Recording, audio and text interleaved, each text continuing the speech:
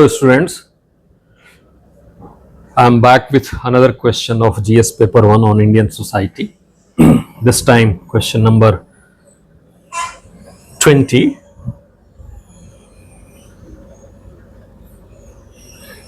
Question number 20, right?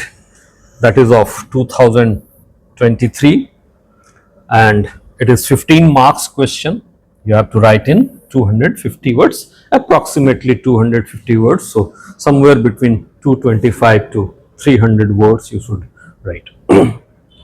What is the question? Discuss the impact of post-liberal economy on ethnic identity and communalism. Right?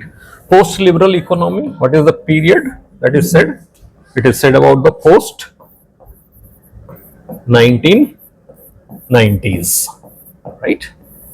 So it was initiated by Narasimha Rao as the Prime Minister of India and Dr. Manmohan Singh as the Finance Minister of India. When economic reform was initiated, right, it provided lease of to a new life to Indian society, lease of a new life to the Indian economy, and definitely this has benefited a lot to our society, to the people of India, right? Now, we will be discussing, as we should try to know each and every fact about this, and then only we can write an appropriate answer, right? So, what we see, what was the reason?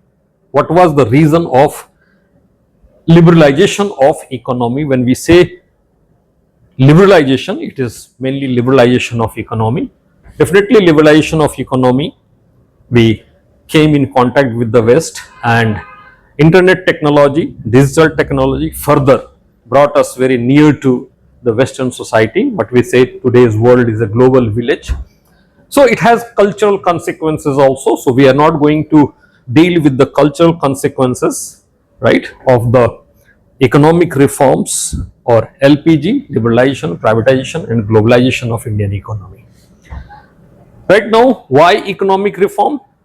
Because in 1990, we faced a great balance of payment crisis.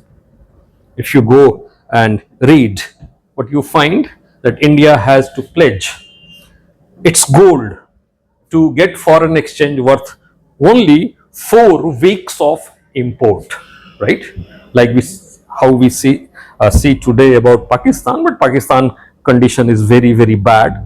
Their leadership is also not concerned about the masses, but whatever may be the nature of politics in India, all the political heads have always been concerned about the welfare of the Indian society, the strengthening of India as a nation, right? So one thing was balance of payment crisis situation. We are left with very little foreign exchange. We were left with very little foreign exchange. Just a second. For import, and that is called as balance of payment crisis. And Indian economy was also stagnating.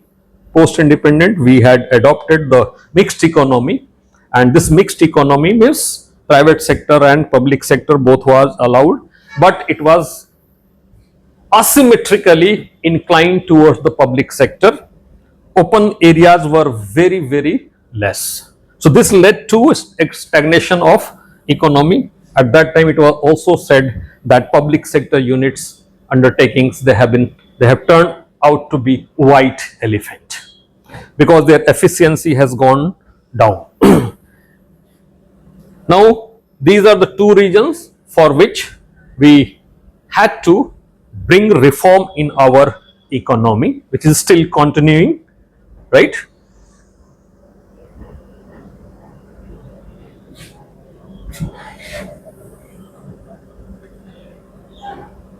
Now, what happens in when an economy is liberalized? First is There is a flow of capital and technology. Foreign investment in India started coming. Industrial growth also started taking place, rapid industrialization. Now today, we don't say India as a agricultural society, right? Because post-liberalization, the contribution of agriculture in our GDP has progressively decreased, right? And industrial growth has taken place. Industrial growth definitely provides more opportunity for middle class jobs. Then we had infrastructural development. We have growth of employment opportunity, new avenues of employment, many service sector, they came into existence. Overall liberalization, what happened? It led to flow of capital and technology, industrial growth took place, infrastructural development took place, growth in employment opportunity and new avenues of employment opened up, right? So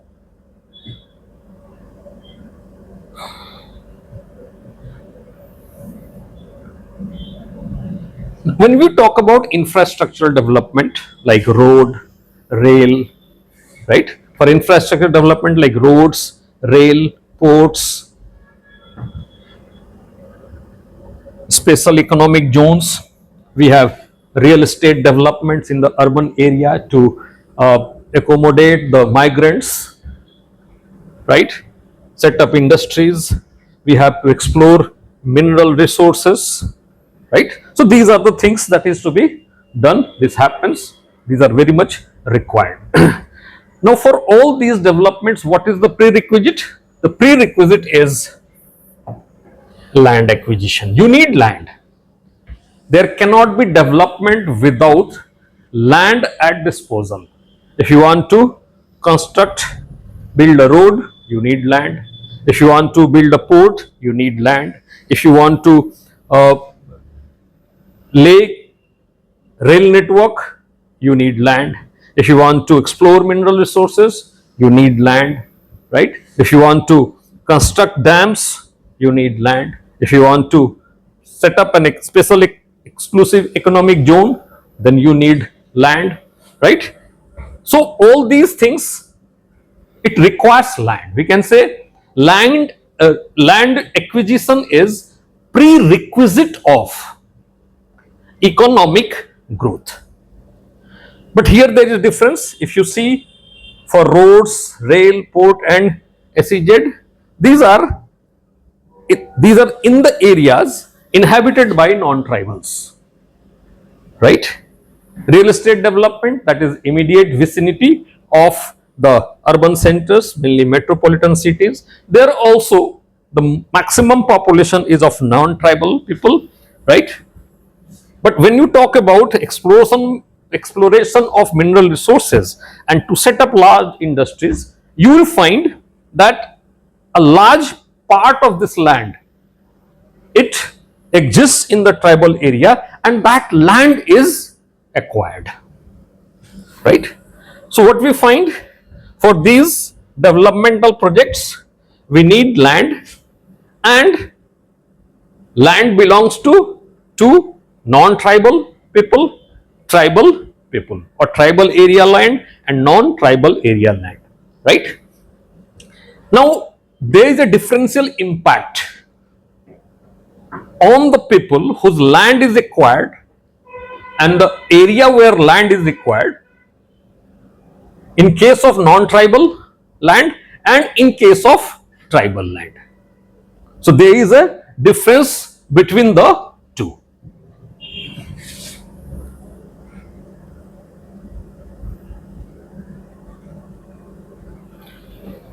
If you look at the non-tribal land, for example, if there is a real estate project in the immediate vicinity of the big cities, for example, Delhi NCR region, the farmers, they get large compensation, right? The government has laid the rule that 4 times of the existing rate is given to the people. So adequate compensation they get, right? They get adequate compensation, right? And here what you find that they are politically very organized and mobilized. So they put a lot of pressure on the government to give the appropriate compensation to the people.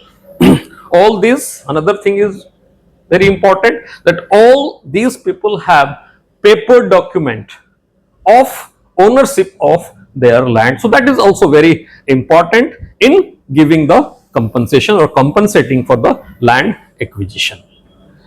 Now locals benefit a lot from the developmental project. There are people whose land is not acquired, they also benefit from it. Commercial activity increases and therefore they benefit from it.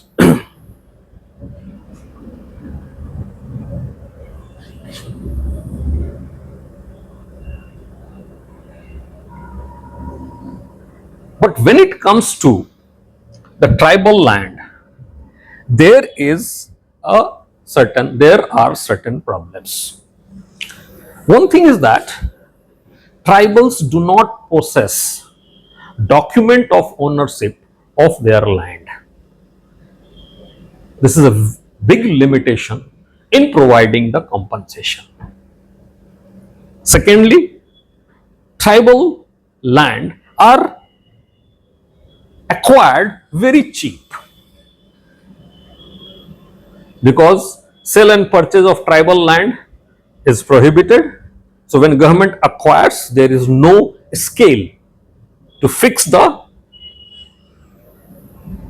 price of the land. Thirdly, tribal people are very simple people.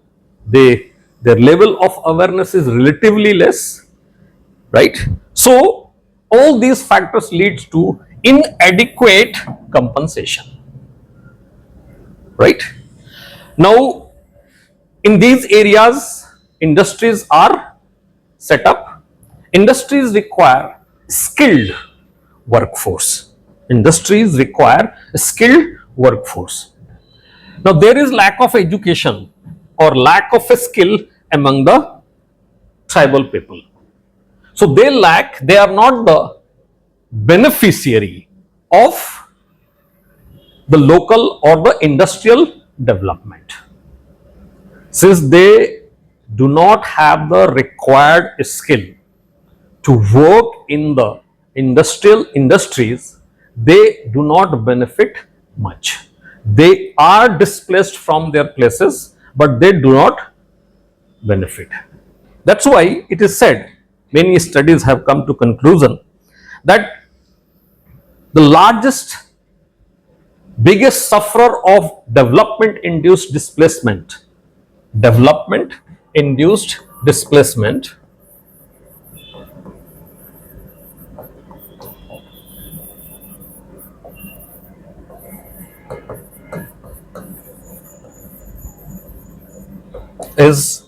are tribals, right? So this is what large scale development induced displacement. Now tribals are deprived of their land and forest rights. Forest rights, mainly the major forest produced. There is environmental concern, and this environmental concern has deprived them of their major forest produce right. So in tribal areas there are two types of, in forest there are two types of produce. Major forest produce like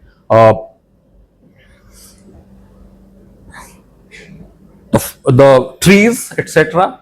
They are not given the permission to cut the trees, and there are other like collection of kendu patta, etc. These are the minor forest produce. So they have the right. Then large number of outsiders, they enter into that area. So there is an issue of cultural invasion also. Tribal culture is quite different from the non-tribal culture, and tribes feel a cultural invasion, the invasion, interference, intervention in their way of life. There are corrupt practices by the government officials in the matter of compensation, in the matter of rehabilitation, right? What happens due to all these things? One thing that we can say is called land alienation. They are displaced from their land which they were owning since thousands of years. So this leads to land alienation. Second is alienation from development. Alienation from the process of development.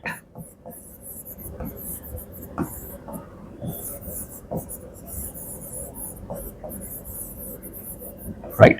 Third is, you can say also, there is a cultural alienation. Cultural alienation. Cultural alienation. Alienation means separation. Right. So all these three types of alienations are a favorable soil for identity related movement, or what is known as ethnic identity movement, right? That's why what you find after liberalization, there has been spurt in the growth of the identity related movement. So what we say, alienation from process of development resulting in ethnic mobilization. Here you can add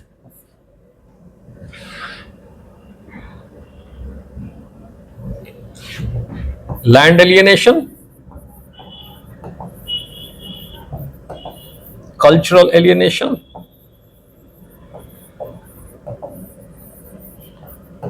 right? Alienation from development because they are not the major beneficiary, or they are not the beneficiary at all. Now, because of this spurting the ethnic mobilization, now tribals had always grievances against non-tribals or the national politics or national economy, right? So some movements were already going on, like if you see Jharkhand movement, it is going on from 1954, right? Jaipal Singh, he had started. So what you find here, because of this ethnic mobilization, in 2000, Jharkhand was separated, Chhattisgarh was separated. Now you will find post-liberalization, the Naxal movement was highly sympathized by the tribal population, right? Then there are movements in Northeast, they were already going on, but the sense of economic disparity further aggravated that mobilization.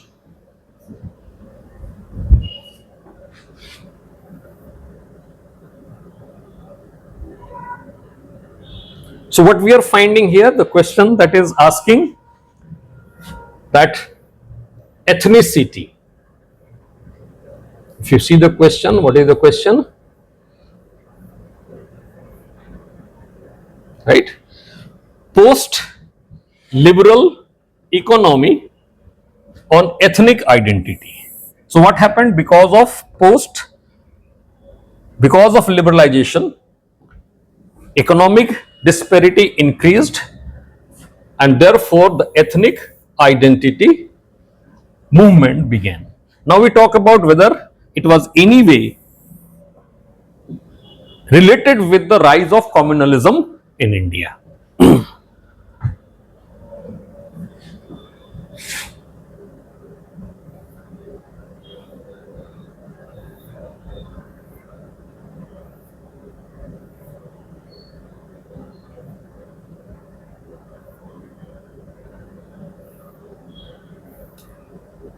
Slide is missing here. So the largest minority in India is Muslims.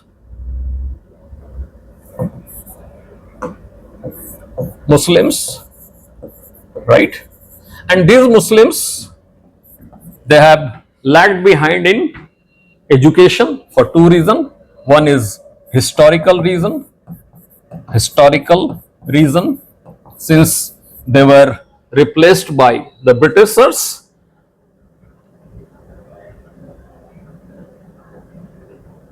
historical reason, right?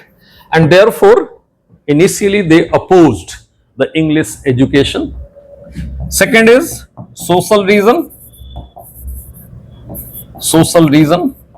right? This is the reason for educational backwardness of Muslims, educational backwardness of Muslims, right? That's why the Aligarh University, Muslim University, was established by Sir Syed Ahmed, right? Social reason is what? Most of the Muslims in India, they are lower caste converts. Lower caste were already educationally and economically backward, so they remained educationally backward. So they lacked the education. What is the important thing is that if you lack in modern education, your employability in the modern industries, modern enterprises would be very less, right?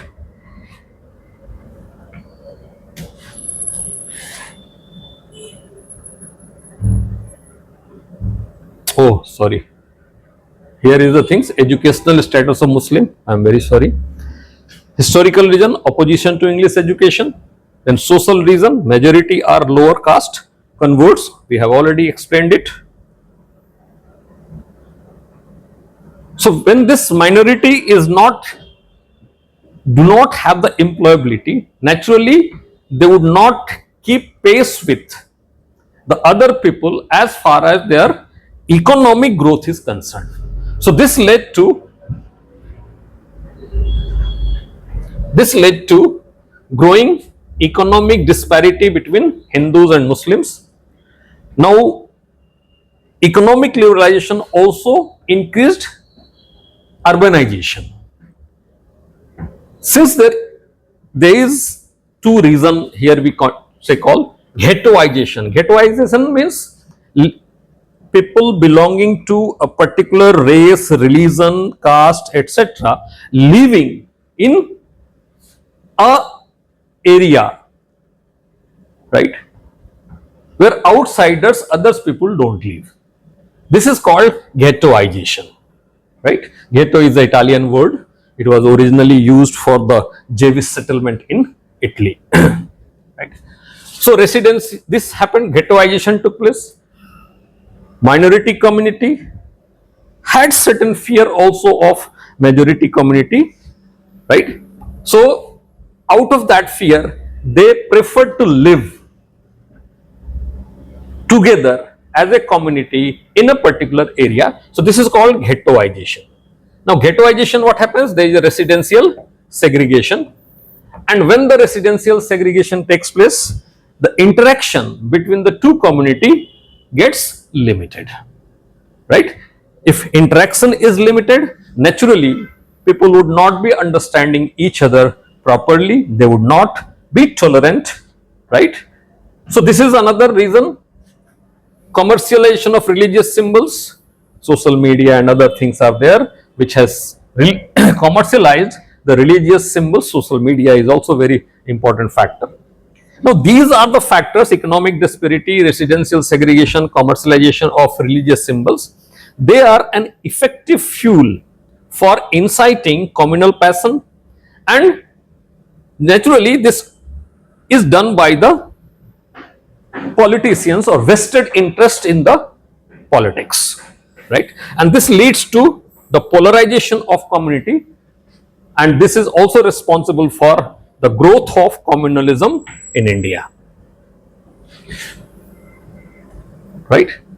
So what we find in the post-liberalization period, or simply say LPG, liberalization, privatization and globalization, has certain impact on the ethnic mobilization and communalism in India. Thank you, right?